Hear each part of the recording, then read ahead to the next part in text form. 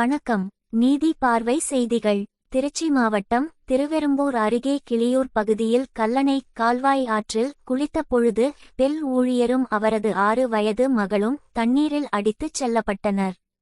திருவெறும்பூர் அருகே உள்ள பத்தாளப்பேட்டையை சேர்ந்தவர் சுரேஷ். இவர் பெல் நிறுவனத்தில் ஊழியராக வேலை பார்த்து வருகிறார். இந்த நிலையில் இவருக்கு கிருத்திகா மற்றும் ஆஷிகா 2 மகள்களையும் அழைத்து கொண்டு சுரேஷ் பத்தாளப்பேட்டை பகுதியில் உள்ள கல்லணை கால்வாய் ஆற்றில் குளிக்க சென்றுள்ளனர். அப்பொழுது கிருத்திகா தண்ணீரில் இறங்காமல் கரையில் இருந்துள்ளார்.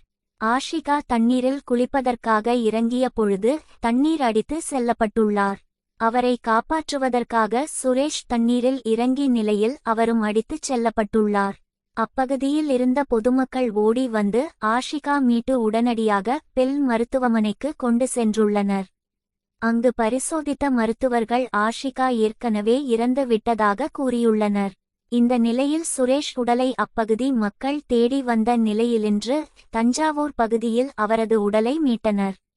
இச்சம்பவம் குறித்து திருவெறும்பூர் போலீசாருக்கு தகவல் கிடைத்ததும் சம்பவ இடத்திற்கு விரைந்து சென்று ஆஷிகாவின் மற்றும் சுரேஷ் உடலை கைப்பற்றி பிரேத பரிசோதனைக்காக துவாக்குடி அரசு மருத்துவமனைக்கு அனுப்பி வைத்தனர்.